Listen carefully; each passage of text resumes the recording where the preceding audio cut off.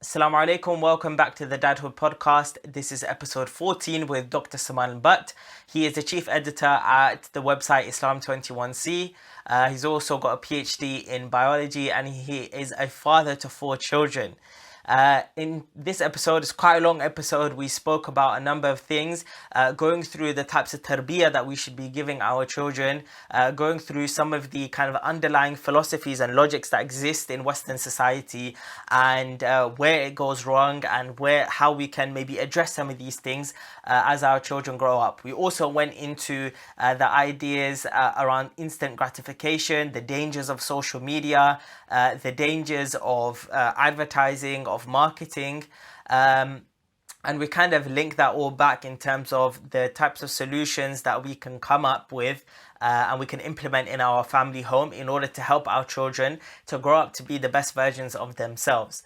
So this is a really good one. I would say it's something that you need to take out your time out to listen to, and you can listen to this and download it on iTunes, on Spotify, and on Google Podcasts. So make sure you give a follow on there, subscribe to the YouTube channel, give it a like, drop a comment on some of your favorite parts of the discussion as well. Jazakallah khair.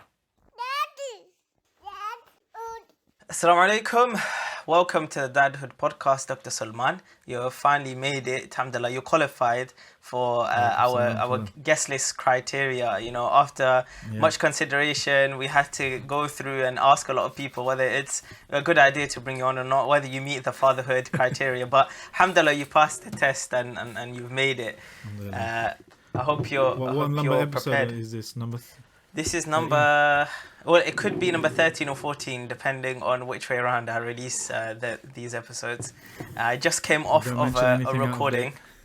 Don't mention anything out of date. Yeah, don't mention anything out of date. Here's all the house rules for you. Don't incriminate yourself. Don't say anything that your wife shouldn't hear. Yeah, all that good stuff. It's getting hot in here. I'm sure the door is closed, the kids are outside, yeah? Yep. Yeah, because we're going to start speaking about them. So, today, I want to go into a few things, because obviously we've been in many different discussions about parenting, whether that's in certain workshops that we've been together, or just discussions on the side.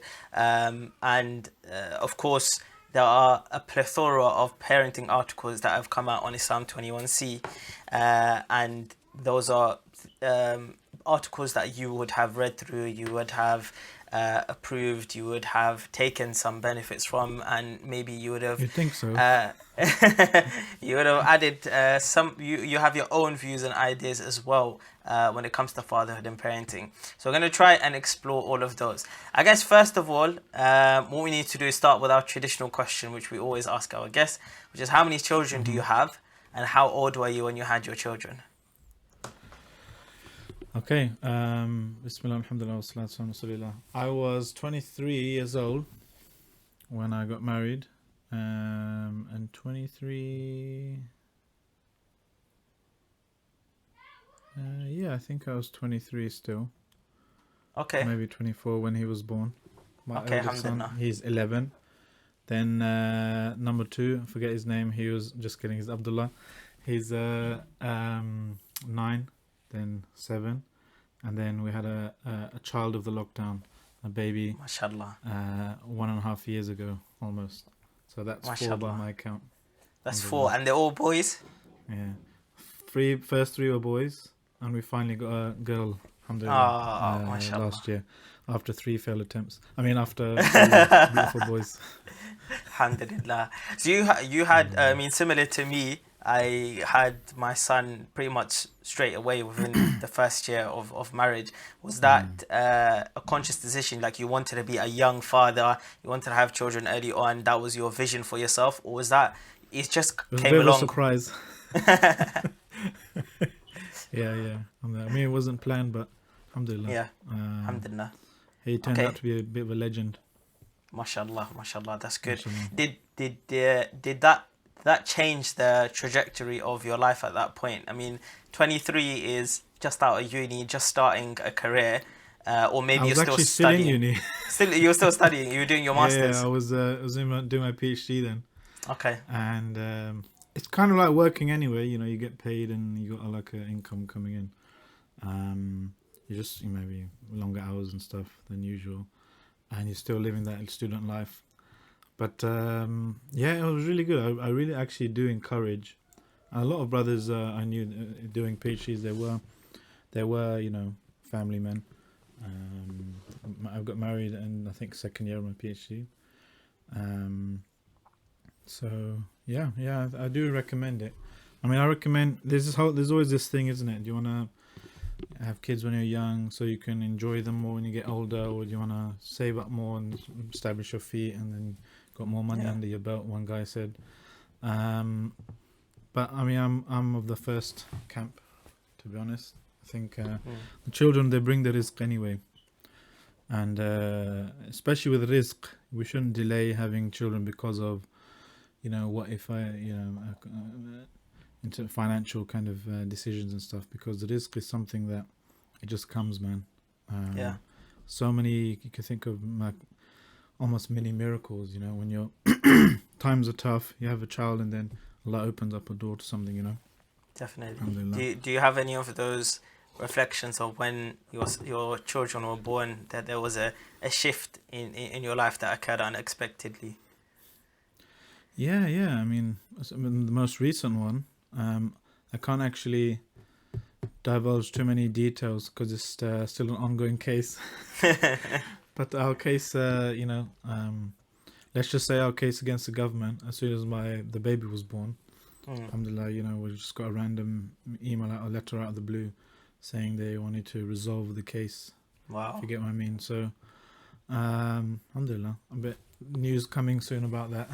Inshallah. I have to wait until certain apologies are made in open court. By certain people. But you heard it here first. Dadhood exclusive, mashallah. Yeah. Yeah. I mean, I had experiences like that. I got married on a very low income, and I was also, whilst working full time, studying my master's part time. So low income, not a lot of time. Me and the wife were living apart, and then we found out that alhamdulillah, she's pregnant. Had to move in together, move out of parents' home, find a flat outside of London. So it brought a lot of challenges, but at the same time, came with a promotion out of nowhere, increased the salary, and a lot of good then kept following on from there. So definitely like that, it's not just these kind of, I've heard this from a lot of people where when their wife becomes pregnant or the child is born or somewhere in that journey, something happens unexpectedly that helps them either financially, helps them maybe with any difficulties they're having, helps them with their own self-development, with their mental health, whatever it is. It's you're right, it's because obviously children bring their own risk, and that's definitely not something It's to a delay. deeper kind of aqadi point we have to kind of get across, which is risk. We shouldn't feel, it's not from the, it's not befitting of a Muslim to kind of feel panicky and worry too much about worldly risk, right? Because Allah subhanahu wa ta'ala has taken it upon himself to provide for his creatures.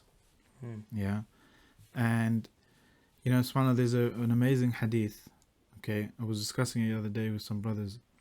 The Prophet ﷺ mentions 5 things, and then he says 5 things will accompany that or follow. So 5 cause and effect relationships. And one of them is, so he says, there's no people that fahisha spreads amongst them except that death and new types of diseases will spread among them that never existed before.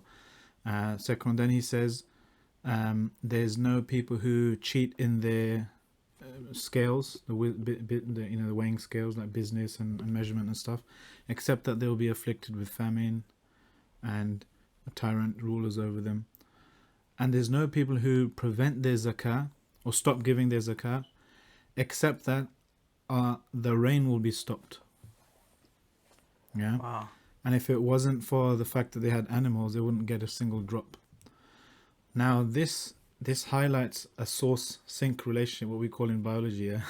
Or in maybe systems engineering or whatever, and other people have this, that PhD was when worth you it have a just for this. flow, yeah, when you have a flow of anything, metabolites or atoms or a particular molecule or whatever, there's a connection between the source of that into the system and what we call the sink, which is where it ends up. Yeah. So when I was doing research, we partnered with a group that was focusing on lignin synthesis in plants. Lignin is, the woody part of plants, yeah, the bark of the tree and stuff like that is made of lignin, and that's a huge kind of store of carbon. And I was working on the enzyme which is responsible for bringing carbon into the plant in the first place.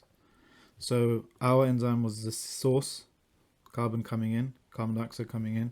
Then you have the whole photosynthesis, Krebs cycle, and all that. It gets made into longer chain molecules, and a lot of it ends up in lignin biosynthesis. What this group did was they turned off the lignin biosynthesis bit. Yeah, so they inhibited that process, i.e. where a lot of the carbon ends up. So we were looking at what effect that has. They were looking at what effect does that have. Where's it going to maybe, imagining loads and loads of carbons coming in, you turned off where it's ending up. Where's it going to be accumulated or whatever? It wasn't accumulated. It actually turned off at the source. Yeah. So the end product, the end product of all of that carbon, when you turn that off, it stops coming into the plant in the first place. Yeah, and I always remember this when I hear this hadith. When you stop giving the grain, Allah will stop the rain. Yeah. From above the heavens, every raindrop, every atom, every molecule, every nitrogen atom in the soil or whatever, it's meticulously planned that this is going to end up, this resource, this rizq, is written for such and such person, yeah, who's going to receive your zakah at the end. Yeah. If you don't give your zakah, it may be that Allah is giving you all your wealth because you have some mouths to feed and it's written for them. If you don't give it to them, Allah may stop the rain coming in the first place.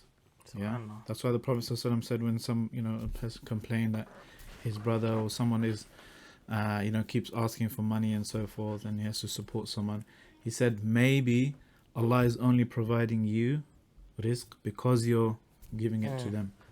So it's all part of a cosmic global system, right? It's a perfect system, and there's no reason for you to get more rizq if you don't have more mouths to feed. It's just, you might work hard, you might get some deals come through or not, but if you have more mouths to feed, now that's like a huge, elevating factor for you to receive more rizq now, because Allah subhanahu wa ta'ala will provide for those people.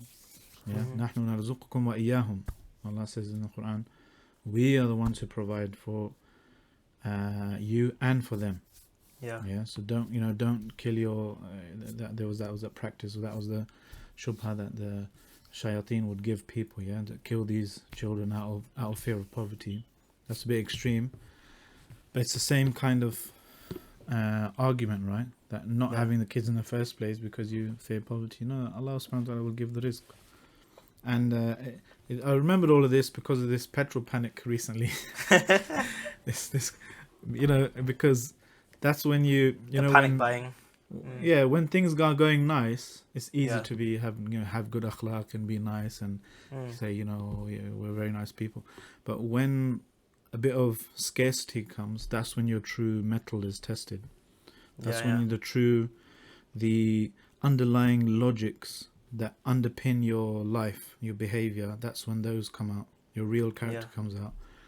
And a lot of us have absorbed liberalism's underlying logic of man vis-a-vis man, which is at the end of it, you strip away everything that the human being is a pleasure-seeking, pain-avoiding creature that is just competing for scarce resources.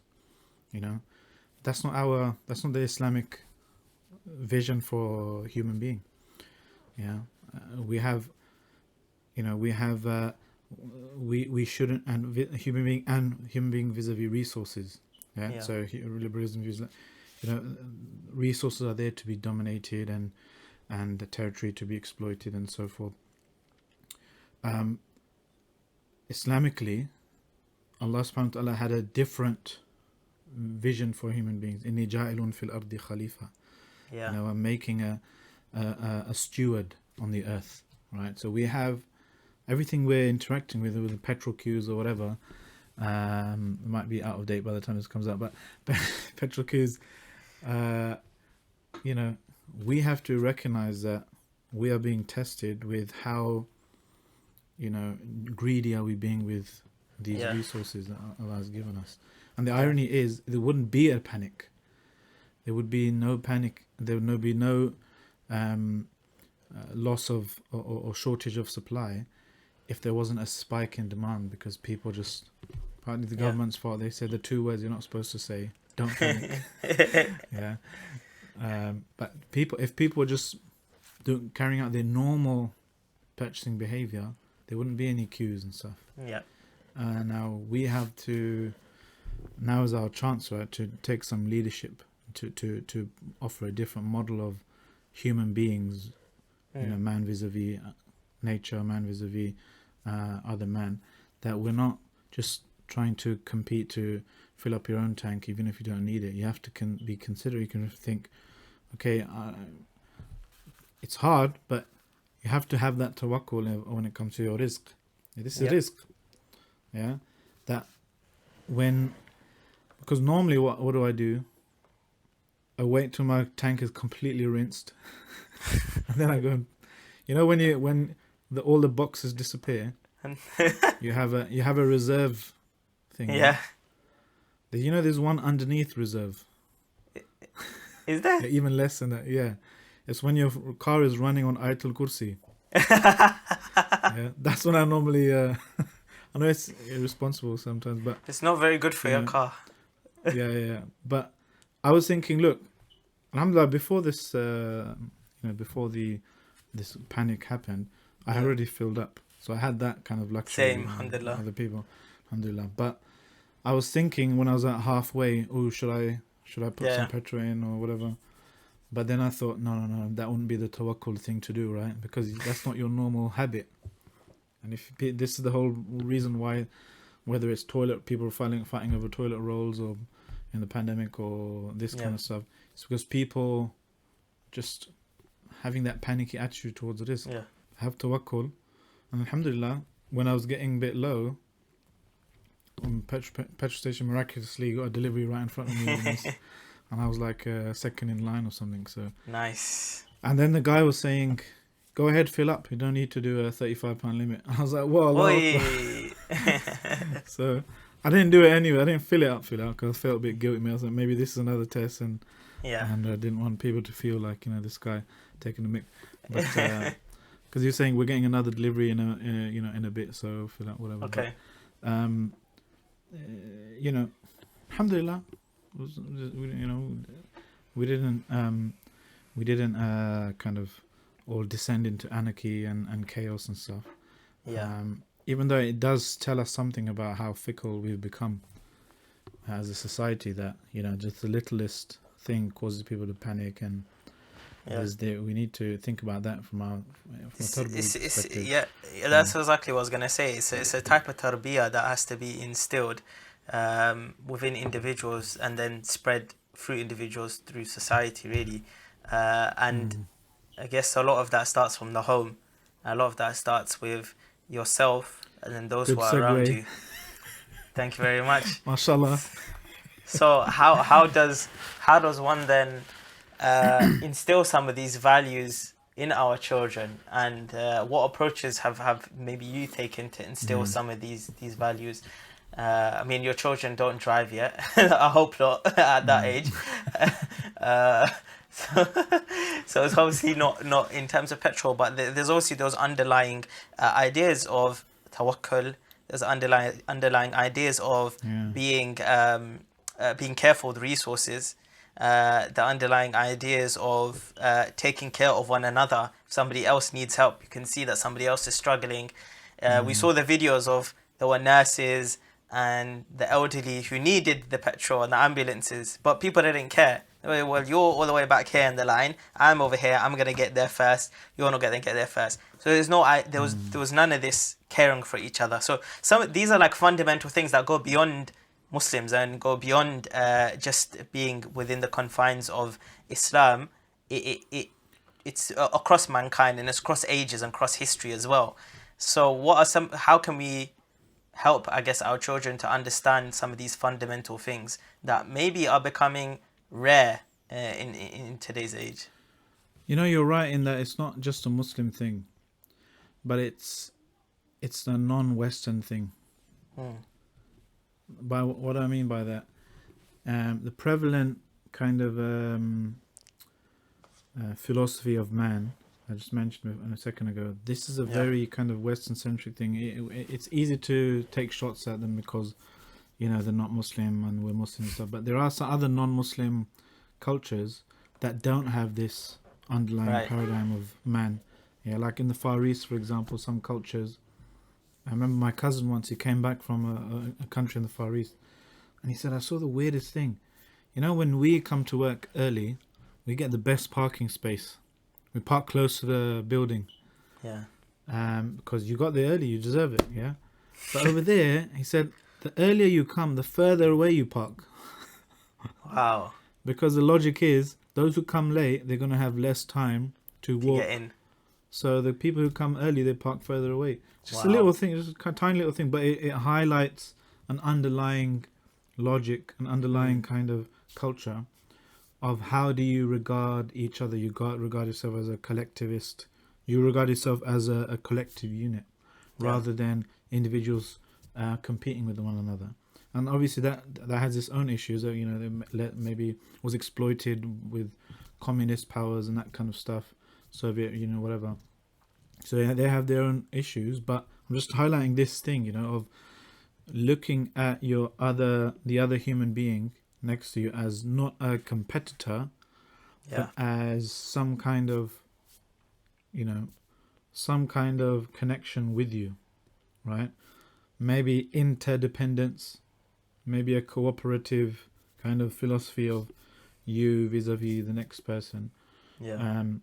And that is something this is a big problem. This is the prevalent story about human beings since the last several decades, right? It's been refined and honed and kind of made more and more extreme as new products come out, new economies are built, and so for new technologies, such that in the UK, for example, is Europe's one of the leading nations in Europe when it comes to loneliness.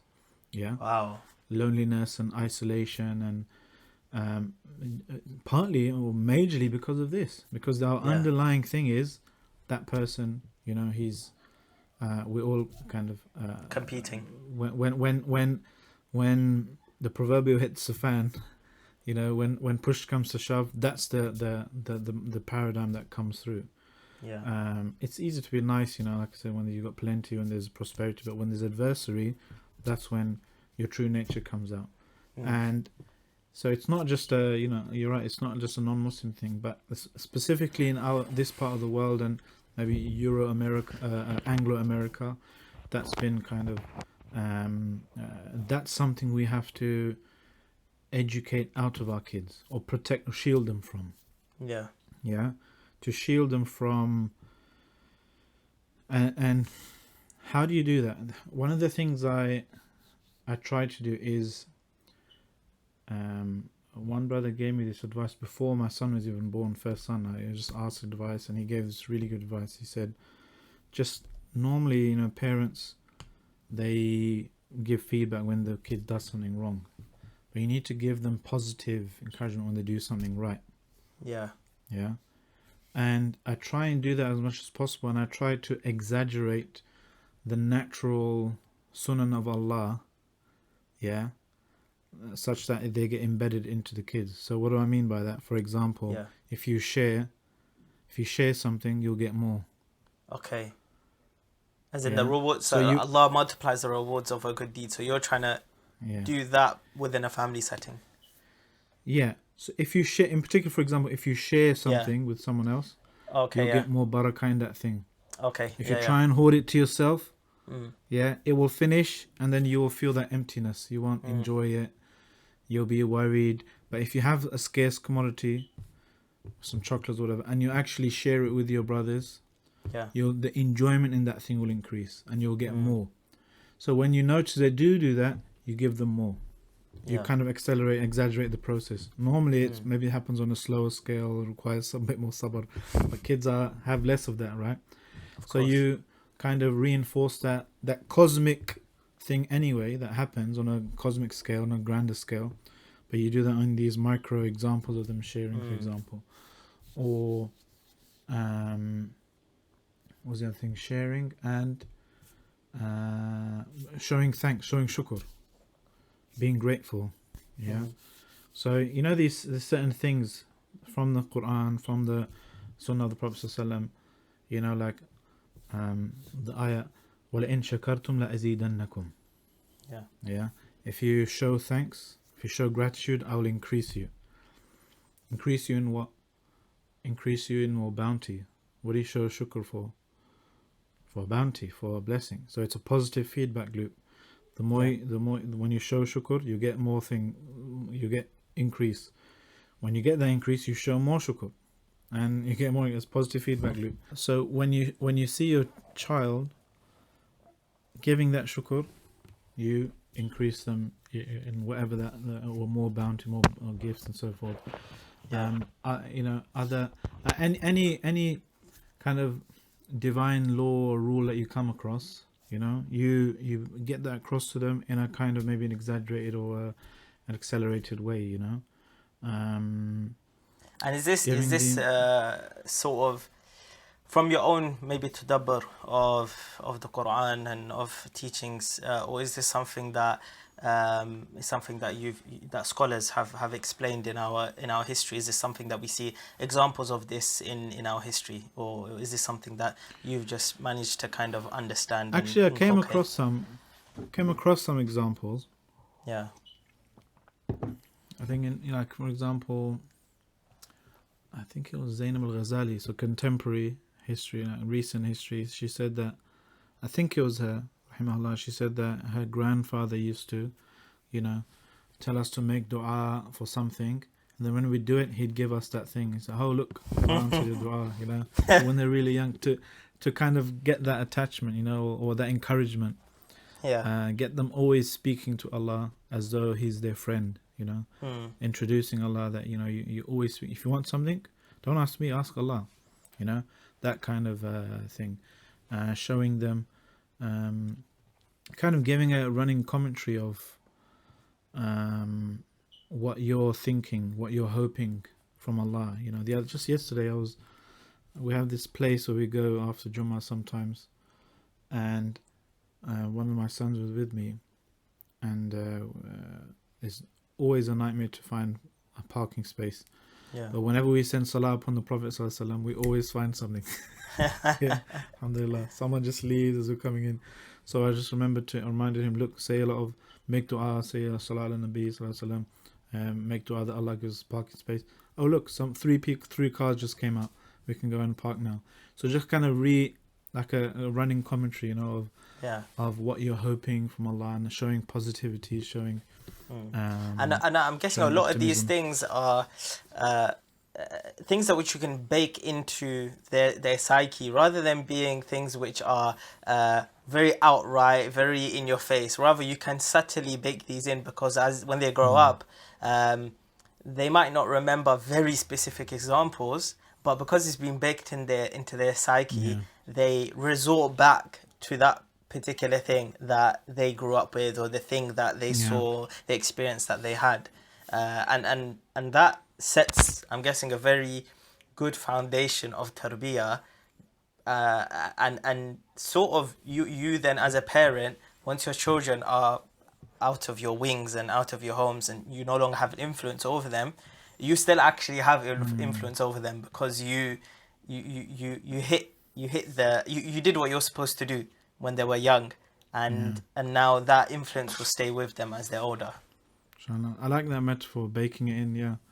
I'm always thinking of, what are some of the narratives or feelings or sentiments that you want to bake into kids, or just in our dawah generally, And one of them is, for example, the more Islam you have, the more ease you'll have. The more Islam you'll have, the more ease you'll have, because there's a tendency to look at things in a micro, zoomed in way. Yeah, like fasting is hard. Yeah, it's harder than not fasting. if you just zoom in on that instance, but that's not a proper scientific comparison, right? Yeah. I mean, the first thing you learn in like year 1 science is the notion of a fair test. Yeah. If you want to compare fasting to something, compare the person who fasts to the person who cannot fast or does not fast or quits when it gets tough. Right. Yeah. Which one has an easier life? Which one can overcome obstacles? It's just like person lifting weights. Lifting that weight, that instance of lifting that weight is obviously harder than not lifting a weight. But a person who's conditioned his muscles, when an obstacle comes, it's easier for him to lift that thing.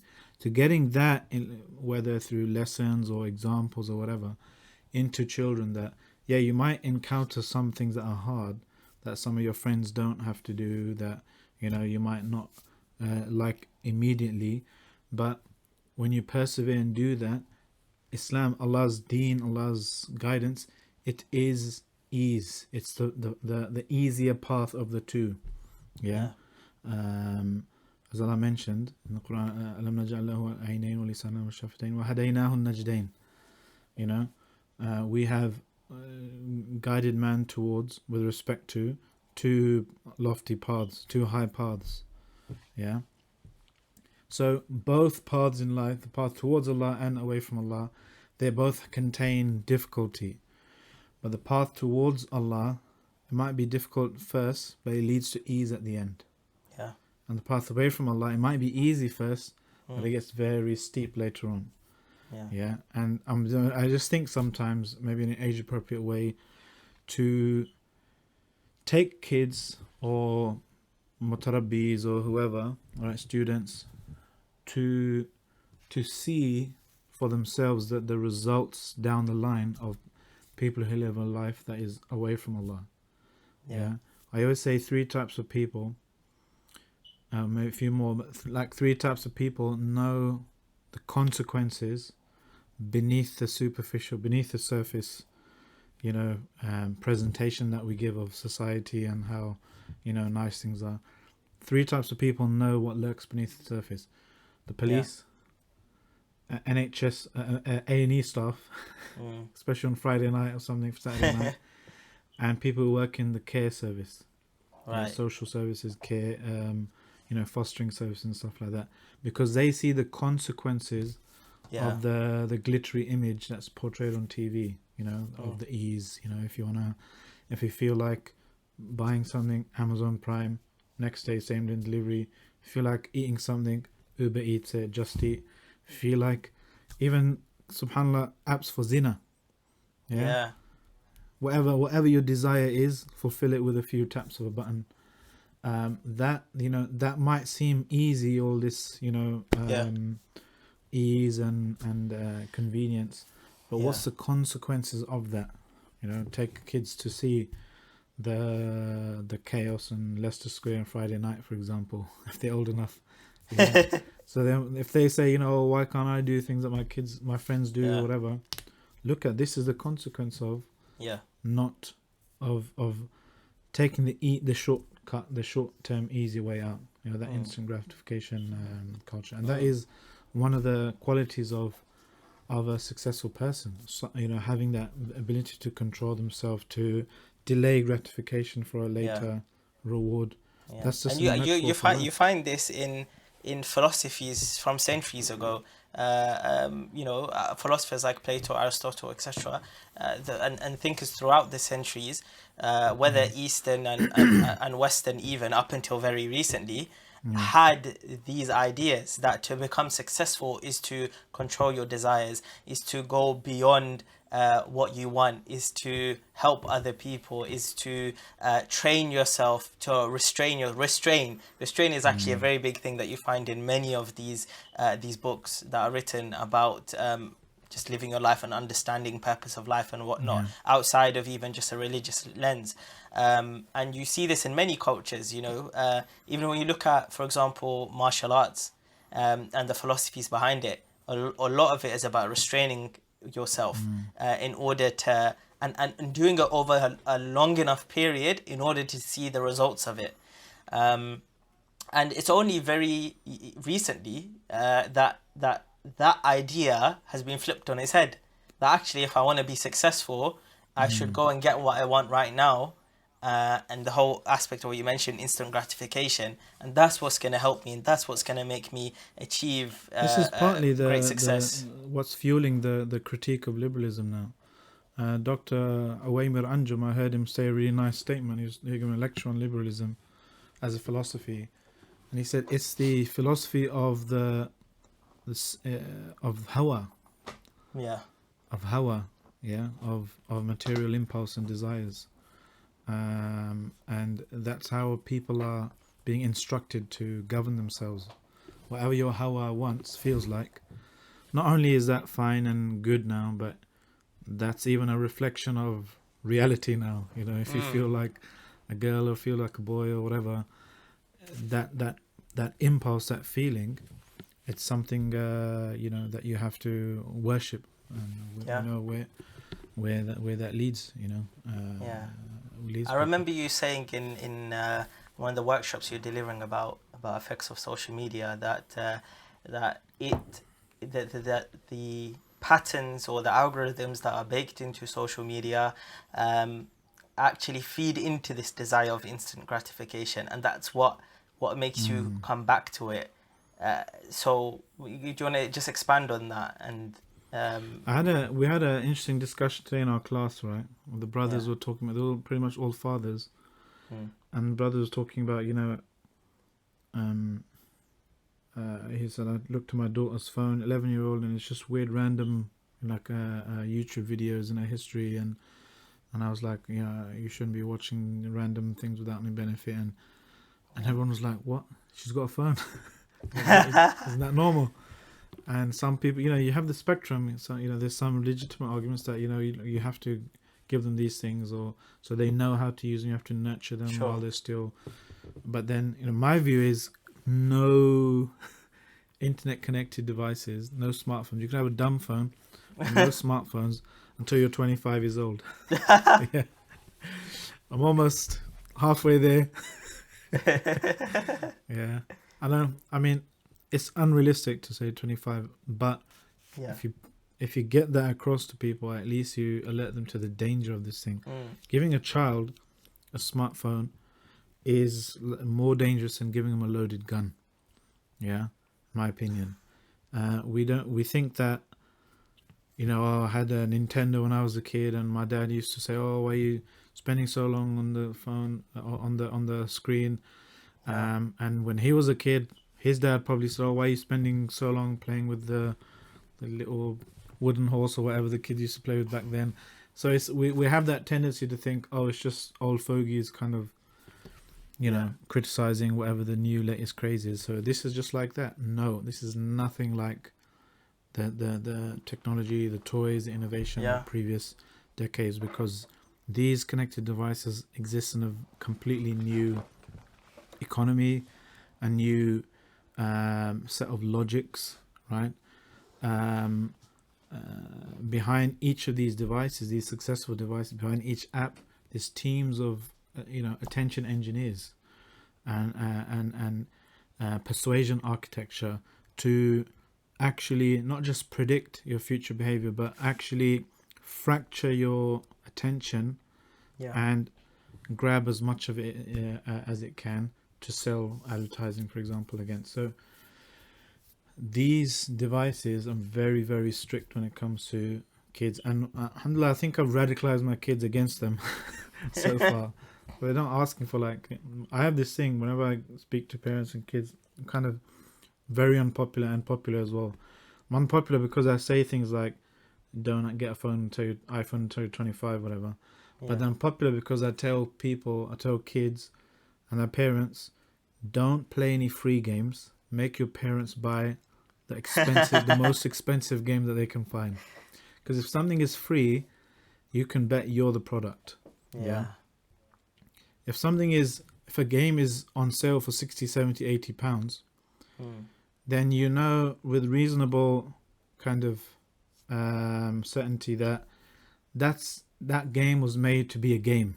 It was made by game developers, and so it wasn't made by people just trying to hijack your dopamine compulsion loops and show you adverts and in-app purchases and all that kind of stuff.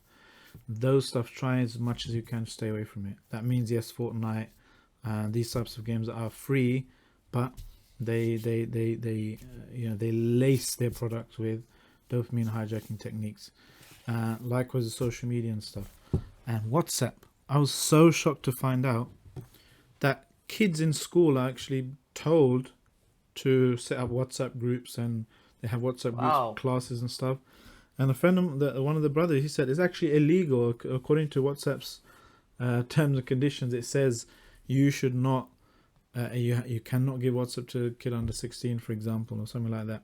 I haven't checked that out, but I mean, Zishan, our head of tech for Salman 21C, he wrote an article we published a few months ago showing that WhatsApp and many other messenger apps, they actually contain what we would call pornography, right? Embedded within the app, right? Because they all have a connection with GIF providers or GIF providers, however you, and they are downloaded onto your phone, and a lot of them have pornographic material, right? And the kids, these don't get. You can't choose. You can choose an iMessage, I think, or Messenger. You can't turn off some kind of safety filter when it comes to WhatsApp, for example. As of when the article's written, I don't know if they've changed that, but the social media is so ridiculously dangerous for a young person's brain and nervous system, right?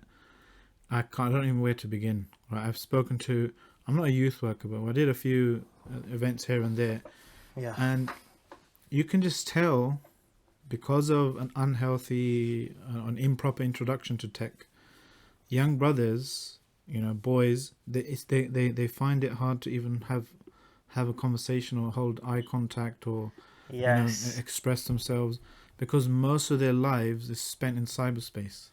I've definitely noticed that going to just going where before I visited many different masjids to do a number of workshops, and there would always be at least one or two kind of sons with their fathers there, and afterwards I'd talk to the fathers, and you could tell that the sons, the fathers are telling them, okay, say assalamu alaikum, and they just can't hold themselves in that way. And I can get to one extent, you're young and you're a bit shy and it's all adults and whatnot, but I think there's something else there that you can clearly notice. There's something else there going on in their brain activity that's preventing them from acting as they should really in that environment, and so you're saying a lot of that, some of that is down to the types of things that they're exposed to and how it's changing their patterns.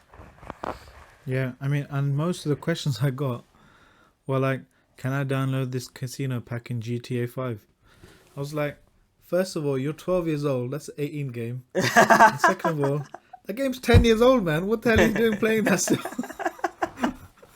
That's how they get you, it's probably free now. It's such an old game, but they offer these in-app purchases and ways to get you addicted and stuff, So that's why I'm unpopular with parents, because I tell their kids, look, don't use these devices because of X, Y, Z, but tell your parents, look, I'm not going to ask you for an iPhone, so instead I want you to get me a car when I'm 16, or I want you to get me a PS5 or whatever. I'll get the expensive games, that were made for actually being games. Because it's really, really important we don't just hand over these just as a rule, yeah, don't give your child something before you know how to use it. Yeah. Yeah. It's straightforward, yeah. Before you know how to Yeah. set it properly. So many threats, right? Look at the case of Breck Bednar, 2013 or something. Yeah. He's a 15-year-old boy. He befriended someone playing an older boy playing Call of Duty. He kind of radicalized him against his mother. He kind of groomed him, basically. He lured him somewhere. He abused him and he killed him. Yeah. And his mum was like, police wouldn't help me because they were like, grooming doesn't happen to boys. What do you mean online grooming? What is that? What's this Call of Duty stuff? We don't know how to set the settings such that random people who are looking to groom kids or whatever, or steal your data or hack your home network, that they're not befriending your kids, on these games. Brother was telling me that he saw a 9-year-old child on an iPad game messaging someone that he said she was talking to him for months. Yeah, her mum didn't even know. So it's just a game. What? Don't give your kids something before you know what the heck it is. Yeah, definitely. Yeah, before you know how to. You won't get a random person to come and play with your kids in your front room, I hope. Yeah. Not only that, but it's having an impact on our notion of haya and privacy as well. Everything I do is Instagrammed, and my lunch, my dinner, my breakfast. Do kids even have an idea of what is private anymore? Right? What is private life? What is public? You're supposed to have a different demeanor in each, right? If I'm vlogging everything I'm doing, then we're blurring that line. Not only that, we've got kids. The other day, I found random pictures on my phone and the Photos app of the floor, the wall, the ceiling. I realized it was the 1-year-old baby who had realized to pick up the phone, put the camera on, and start taking pictures. Yeah. What effect is this having on our kids? They say, digital natives now. Kids who have spent their entire lives in the age of super fast internet, connected devices. How is it affecting them? We need to, it's obviously something that we as humans don't even understand yet. We don't understand the effects because it hasn't been that long enough for us to understand it. But it's clear that this is unknown territory. It's clear that there already are signs of things popping up in terms of mental health difficulties and even physical FOMO. FOMO, all of this kind of stuff. We're seeing them come up. So even though we don't have maybe a long-term study that we can refer back to, or a meta study that we can refer back to because it's too early, there's already things that are showing us the negative side of this. I was speaking to Yusha Evans the other day. He was in town, and I told him, I was talking about this kind of stuff with him. And I told him, you should do some kind of, because he does Muslim Gamer League, and he says a lot of parents, they give me a lot of messages saying thank you so much. I'm so glad that at least when my kids are playing online, we know where they're in a secure environment. They're set in an ethos, Islamic kind of reminders baked into, or at least protecting them going into random stuff, which is the internet is like a sewer, man. Yeah. And I was saying you need to make some kind of let's make a parental resource of training parents how to set up your devices when your kids are playing online and that kind of stuff. There's so many other issues. The Guardian did a poll, I think it's 2016. Yeah, they on secondary school students and tech. Yeah, they did. They found that 1 in 5 kids, 20% of kids, even interrupt their own sleep in the middle of the night to check their messages. Wow. Yeah. 25%. 20%, yeah. Wow. 1 in 5. Wow. And the messaging companies, the social media companies, they lace their products, to exploit these vulnerabilities in young people's brains. They've big whistleblowers have said this clearly. Just for example, there's even a company called Dopamine Labs. You take your app to them, your idea to them, and they lace it with dopamine hijacking techniques. So say if you do Wow. this, if you make this bigger, this sound frequency here or whatever. For example, Snapchat, they introduced streaks. Yeah. This lady, I forgot her name, she was researching something else and she came across this by accident. Streaks is basically Snapchat. You send your friend a message or a video, a picture, whatever, and the number of days consecutively that you've messaged them, you get a little fire emoji and a number next to it, i.e. that's your streak. You've been speaking to them 10 days in a row. Well done. Yeah. Just that little dopamine hijacking technique. She found that teenagers was actually just taking random pictures of the floor, of the light bulb, whatever, just to keep up the that streak. number going up, to keep the streak. Yeah, it actually creates It's gamified. a compulsion. Yeah, it's a compulsion in them now. They found that when they were going on holiday, they would give people their passwords and stuff to keep the streaks going alive.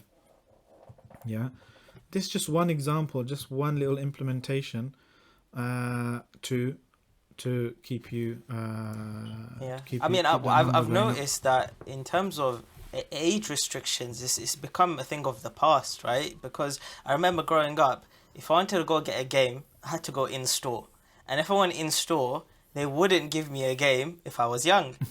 You know, I couldn't get a GTA, yeah, because I looked like I was 10 years old. And so I had to go outside and ask this guy, oh, could you just get the game for me? And you walk in there and you get it for me, all right? And then he'll give And it then to you run me. off with it. Alhamdulillah, that didn't happen. I actually got the game. Yeah. But a point being is that there used to be a number of ways to create age restrictions for games or for even whatever it is, right? Going to cinema. If you went to cinema to watch a movie, they would see that you're with a young child. Oh no, you can't go into this one. It's a 15. You have to go to a different movie if you wanna come. But now you have everything online, easy to access. You can download games straight to your PlayStation, your Xbox. You can stream movies online, Netflix, Amazon Prime, etc. And the only thing there is to put in your date of birth, and you can put any date of birth that you want, and that's it. They've done and their when you bit, go innit? to that's it. You just go and put in, I was born in 1900, and then that's it. You're through.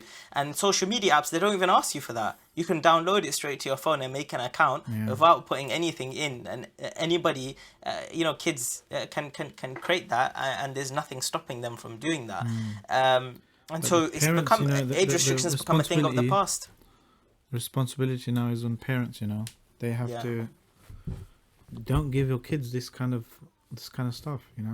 So many problems. I'm just coming. Random ones are coming to my head. Childline did a survey with NSPCC about sexting and being solicited for nude pictures and stuff like that. I can't remember what it was. Something like 25% of kids, admitting to being asked for these types of these images and that kind of stuff. And they went down like this many, 40% from people you know, X many percent of people you don't know, and this many out of that many, 15% of kids actually sent a picture, a nude picture, because they're kids. They, whatever the excitement or the peer pressure, or whatever. They need to realize that if the law is, and I know some like some of our brothers, they work in schools and senior leadership teams. They have to deal with Muslim kids with hijabs and everything, all the symbols of Islam on them, getting in trouble for falling into this kind of behavior because of the peer pressure or whatever. Or the threats, it's unfortunate, the bullying. but it doesn't surprise me. It's unfortunate to say that, but it doesn't surprise me that Muslim kids are falling into it, because at the end of the day, that's what their age group is doing, and they're going to be influenced by that.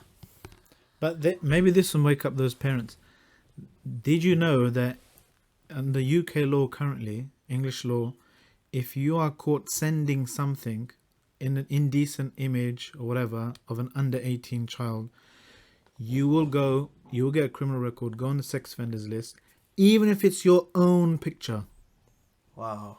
Yeah. So that child who's being pressurized into sending whatever, if they get caught, they will go on the sex offenders list. Yeah. Just let that sink in for a moment. Anyone who has given their kids a phone and thinks it's, just, harmless fun or whatever. If something's being shared around in random groups and stuff and they click forward or whatever, they could go on a sex offenders list. Right? So just so many issues of giving a young person these connected devices, unbridled internet access, is absolutely ridiculous. You would not give them a loaded gun, right? These things are more dangerous to their mental health, their legal health, their iman, their future careers. Now this whole thing about digital footprint, right? Yeah. Anyway, you find somewhere you sent a text when you're 12 years old saying something silly that can be used against you now, right? So just there's so many potential problems, and not to mention the actual philosophical and psychological impact it's having on the whole notion of free will now. On free will. If everything is heading towards more and more accurate prediction of future human behavior, adverts and whatnot, then what does that say about our own sovereignty, our own? Are we making our own decisions anymore? Right? Are we just constantly being fed things that the marketing agencies want us to be fed? So we start thinking in certain ways. We think that this is what we desire, but it's not really what we desire. It's something that's been artificially engineered into our minds to make us think that we desire those things. So what are you at the end of the day? You're just like a turkey being fattened up. You're just a consumer, right? Who's just being kept barely alive in order to consume more and more and more. Right? Yeah, subhanAllah. And the big tech companies aren't gonna, change anytime soon. Of course. Let's be realistic. They protect their own kids. Famous, Steve Jobs. That quote of him. 2014, I think, New York Times. Someone asked him, "What do you think kids think about the new iPad?" I don't know. We haven't given it to them. We severely restrict the tech our kids are exposed to. So because they understand the underlying logics, the consequence of it, it's not just some, So would you say that if in the household we do still need some entertainment, okay? Maybe the parents do still want to show their kids some cartoons, do still want them to play some games, do still want them to have some sort of digital entertainment. Is it maybe better to show things from decades ago? Looking at cartoons that were on, or games that retro games. Is it better to do that, or should be totally avoided as well? I gave my kids as much as a methodical tarbiyah as possible. I got them started on Super Mario Brothers 1. The proper old school 8-bit, retro games like Pong. Not throwing them into the deep end because they need that computer game literacy as well. Atari, half joking, N64, then Dreamcast, then GameCube. Thank you for mentioning Dreamcast. A lot of people just glaze over that. That is my childhood. Is Dreamcast. That's the machine that killed Sega. But the screen time is not good, especially for younger kids. But let's be realistic here. If we're in a position where you have to choose your battles, right? If that's going to stop them feeling left out, that they don't have a phone or whatever, let them watch programs or TV programs that have some benefit at least. That at least is one way. It's not someone controlling them with a degree of granularity and the degree of coercion that is social media and free games and stuff. Pay for games. Get games that are well made by people who have a passion for making games for the purpose of the art of game making. There's loads of them. Not games that are made just for making kids addicted and clicking on ads and stuff to carry on. right? Yeah. Or buy in-app purchases or whatever, or loot boxes, which I think they're going through the parliament now to get covered under the gambling legislation, right? Yeah. So Wow. yeah. So we have to be very So careful. there's even these aspects of haram that are inside of these things that we're using uh, that we're so unaware of because it doesn't look like a traditional form of haram. Yeah, I mean, I don't know if it's haram per se. I'm not gonna go. Yeah, I mean, I potentially. haven't Yeah, looked yeah. into Not it, saying that it is, but but as in, because UK Parliament doesn't determine what's halal or of haram, course, yeah. not yet at least. But Our Emir if they Boris do, Johnson, yeah, Imam Boris, you know, if they do, label it as gambling, that doesn't necessarily change the Islamic ruling, but it will wake of us up. course, yeah, yeah, Yeah, that. Wait a second. What? My kid's been involved in something legally called gambling. Let me think about this, right?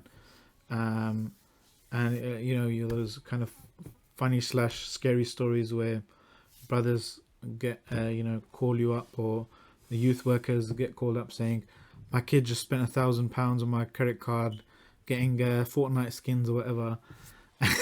You have to be careful with that kind of stuff. When people think that it's gonna hit the purse strings, and they might wake up a bit. But yeah, so actual good entertainment, learning. So the thing is, you can't barge into a kid's room and take away all their tech and all that kind of stuff. yeah, You have to give them something that will entertain them, will occupy them with something productive, will challenge them.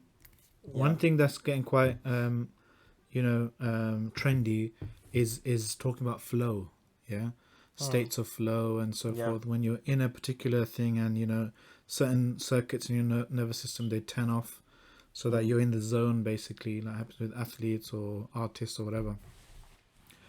There is some literature on this. It's hard to have a given operational definition and stuff to make quite kind of robust scientific argument about it. But what you see, generally speaking, is you see when something is you see, number one, you see when people describe subjectively somewhat that they're in states of flow, and so that they get into the zone in something, that correlates with their overall happiness. That's number one. And number two, how do you get what do they describe as these states? That is when you're engaged in something which is not trivial and it's challenging. It's a bit difficult, it's a bit challenging, and it requires some concentration. Yeah. So it's not something silly, but it's something that you can get into in the zone in something you're doing. Yeah. Whether it's some kind of art, or you're learning a skill, or a martial arts, or a sports, or some kind of I don't want to say musical instruments because they're haram, but you get what I mean. Yeah. Yeah. So something which requires a bit of skill, is challenging, right? And it's you're forcing you to pay attention or something. That's one way to counteract the attention, what I call the attention economy, which is what the social media and free games and that kind of stuff, what that's built upon, because that's built upon fracturing your attention span and grabbing bits of it algorithmically. It's not like some people are in a boardroom somewhere planning some evil Illuminati thing. These things happen automatically now. Yeah. They're just done by artificial intelligence, machine learning algorithms and stuff. They can't turn it off. But what we can do is counteract it by giving something, for example, encouraging them to hobbies, challenging, that cost money. Maybe we might feel the pinch, but at least we're getting them to do things which are helping them train how to focus again. And one thing, for example, we should all do, adults as well, especially, turn notifications off. Yeah, because what happens when you're notified, that characteristic chime, which lots of research goes into, focus groups or whatever, and into doing what? Fracturing your attention. Yeah. When you get disturbed, when you get distracted from some period of attention requiring focused work, it takes something like 25 minutes to regain the same level of concentration, and it Yeah. increases your distractibility over the next several hours. Yeah. So Yeah. all day you'll be more easily distracted. Mm. So remove those distractions and give kids something to focus on. Yeah. That's not trivial. That's a What bit have you challenging. seen? What effects have you seen in your children, and maybe more so the 11-year-old, because he's probably been through the tarbiyah program that you've set out, or he's been through at least half of it. What kind of impacts do you think you've seen in your children, and maybe in comparison to other kids that you know from interactions that you've had? I don't know, to be honest. I mean, 99% of it is just tawfiq from Allah. Yeah. 100% of it. Yeah. You never know. Kids just naturally, they have from Allah, they have different personality types. Yeah. I've got 3 boys here, 3 sons, and each of them has a radically different personality. Yeah. So it's not because of my tarbiyah that we give, our tarbiyah that we give them necessarily. It's just from Allah. Since they were born, Yeah. they have very vastly different personalities. One of them, he's a daydreamer. Yeah, he just kind of zones out and starts kind of daydreaming and stuff. And I tell my wife, don't distract him. Yeah. Sometimes it's good.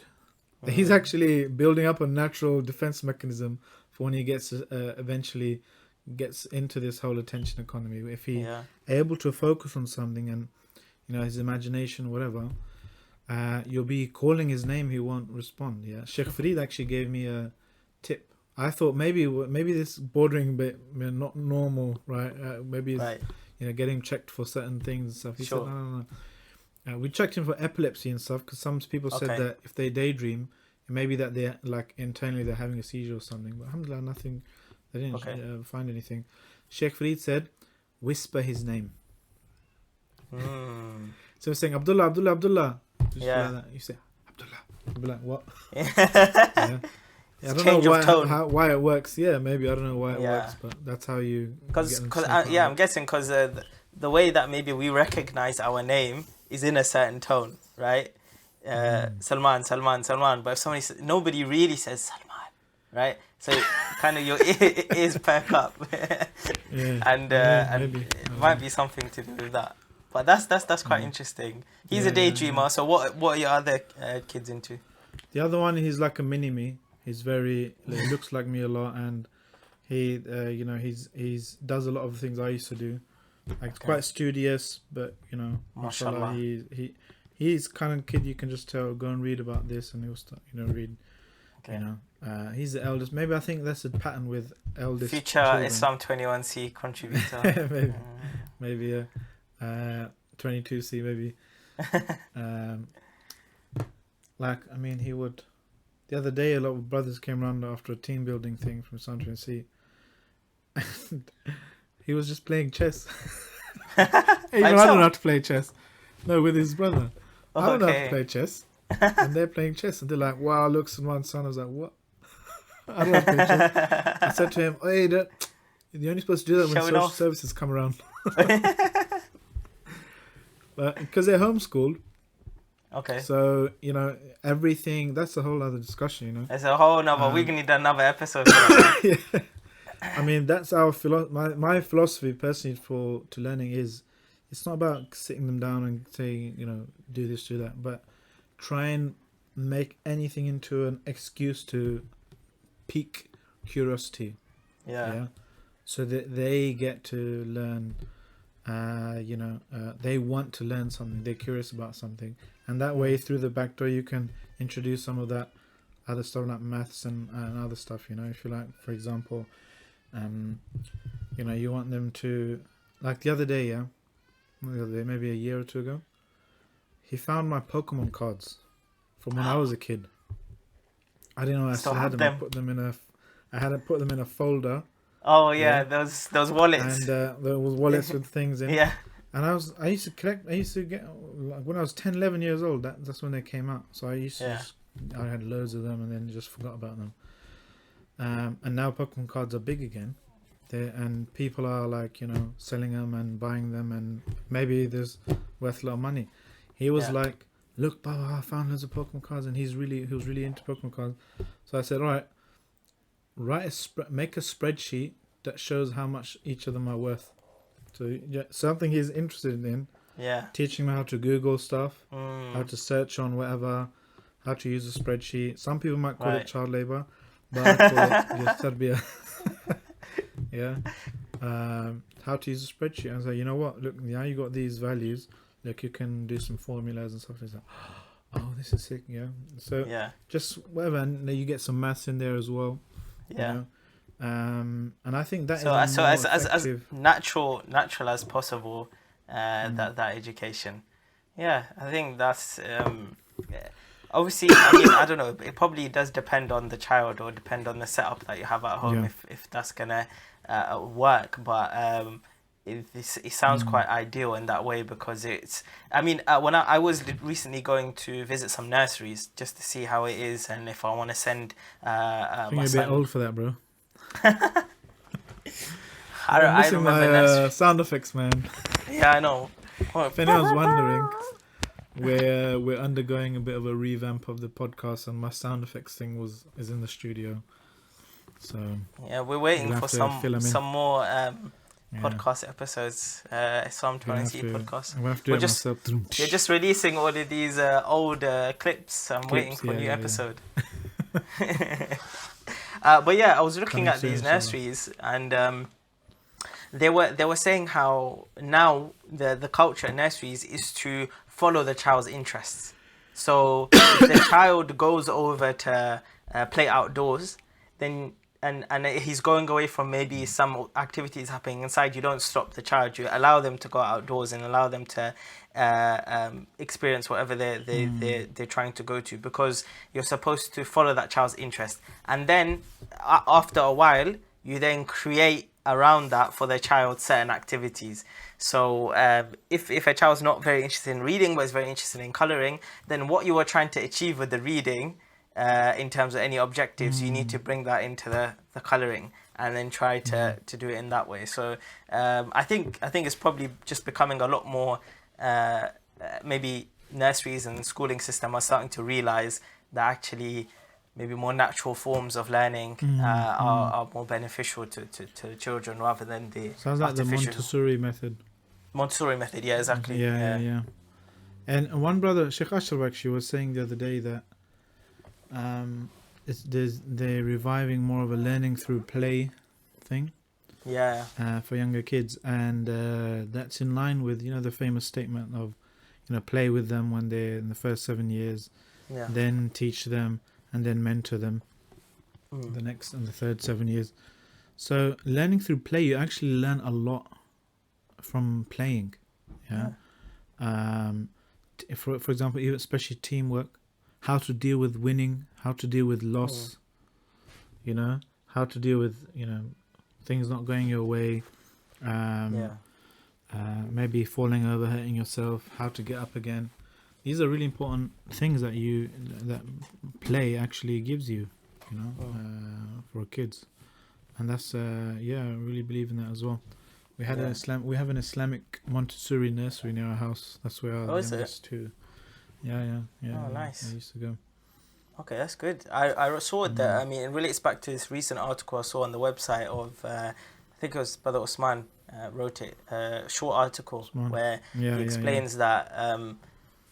Parenting used to be quite simple and now it's quite complicated, and that we sort of get it messed up, that we don't have to focus on this and this and this and this and this and sort of categorize each part of parenting and each part of our child's development and then try to hone in on it and focus on it. Actually, there's a much more simple approach, which is you as a parent become a role model for your children, and rather than having to firefight and say, oh, my child's not doing so well there and he's being influenced by his peers over there, so now I need to focus on reading, now I need to focus on social interactions, now I need to focus on emotional intelligence. But rather you could have done that all in one package if you as a parent were modeling those things through very natural things, like you're saying, through play, through just natural education, through just kind of reflecting that off yourself, of your own good manners, Just of your own being with them. behaviors. Just being, Yeah, exactly, just being with with them. them and being And present. that's another issue with being connected to social media and messaging apps and phones and stuff, is this whole thing of youth culture, this new youth culture thing, which is a new invention, which is damaging, harmful to kids. They're never separate from their peers. They're never getting that that vertical knowledge transfer, which isn't like a cognitive thing, but they're learning through watching, learning skills. They're learning how to interact with people from their parents, as has been done from elders, as has been done throughout history of the human species. You've never had a thing where kids of similar age are just together learning from and each creating other. their own culture. No, people are. You had disciples of certain skills or crafts and so forth, or knowledge even. They go and sit at their feet. They from a young age, people are rubbing shoulders with people older than them, looking at and you find that, you realize. Yeah, you find that when they go older, they realize that, and now they go out and they seek mentors and they seek coaching and they seek all that kind of stuff. I mean, I was just speaking to some of my cousins who are now turning sort of 17, 18, 19 years old, and now they're calling me up and asking me about certain issues that they're facing at that age, the normal issues that they might face at that age. But I'm noticing that, they didn't have a strong foundation to begin with that would have helped them address this in the first place, and they spent a lot more time being influenced by peers of their own age that obviously didn't know how to instill those values in them. Now they realize, I need to look up to somebody who's older than me, that's been there, that's done that, and I need to learn from that person, which is why they're calling me up. So It's quite wise beyond their years. That usually happens in their 40s and 50s.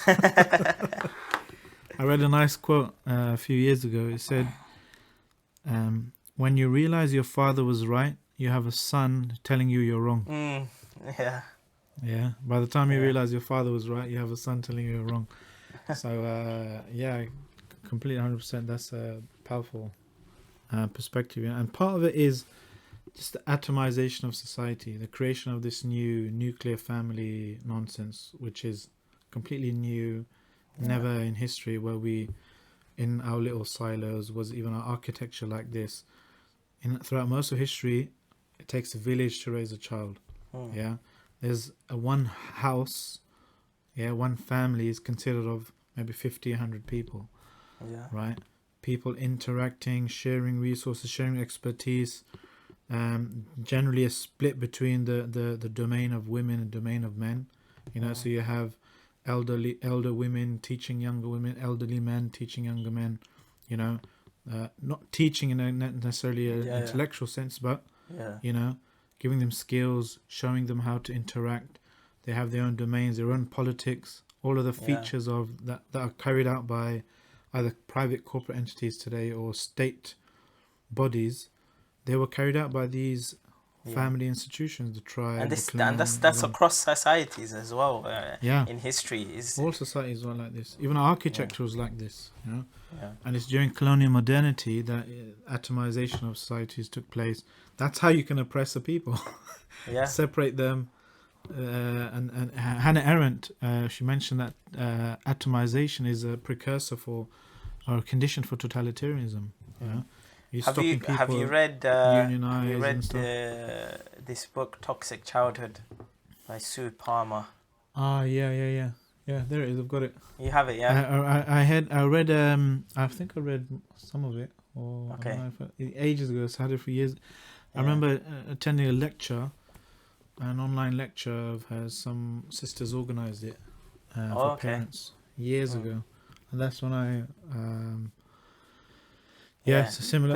Because that point about modernity reminds me of what she says in her book. I haven't completed it yet either. I'm reading parts of it here and there, but I have that same copy. Yeah, that's the old one. Yeah, I've got the same copy. But yeah, it's she explains this as well in terms of the comparison between the old and the new. and how much difference there is, and what benefits we can take from learning from centuries and centuries and centuries of practices and knowledge versus the very recent few decades of new modern change that has come, and how that's affecting children. And she just links it back to that, and it's kind of, once you see that, it's kind of like, yeah, so obvious, right? Like, if things have, it's like, if it's not broke, you don't fix it, right? If things have been, human beings are human beings, as in we haven't changed in our cells, in our biological makeup, since forever. So, and the same things go on inside of us. We have a fitra, we have we have an ego, we have a soul, we have psychology, we have all this stuff goes on inside of us. We have the nafs, we have shaitan that knows us. We have all of these things, and that's been going on for centuries. So the solutions, or the way that our body or our mind needs to behave and needs to react to certain situations, a lot of that is proven already throughout centuries, right? And we don't, I think there's a mistake that happens nowadays, that if we increase in technology, therefore increase in morality, that the more advanced our species is, the more advanced our morality is. Well, that's not necessarily true, because our morality is very much linked to our human essence. And that human essence existed from the first human beings and will exist till the last human beings. Technology won't change that human essence, and therefore morality doesn't need to be measured by technology. And if we tap into that, which is true. I mean, my mom's a teacher, and she's saying how it's becoming harder to teach kids how to do handwriting nowadays. So. But to be fair, they probably won't need it anymore. I mean, but still, there's that. That's true. But it's that aspect of things that there is a proven understanding of how to do things. All that needs to be done is taken into a modern context. We don't have to reinvent how to give ourselves tarbiyah. I mean, you do need to think about, though, how can you revive some of that? Yeah. Because people can't just turn the clock back and start raising kids properly as a village, because you're geographically, architecturally separate, financially separate. Nothing is more kind of comical in my mind as an example of this, of the replacement of family structures by certain private corporate entities. Nothing's more comical as an example of that than the banking system, for example. You have a father who's got his money in the bank, is getting 2% interest, and the bank is giving money to his own son via his credit card and charging him 30-40%.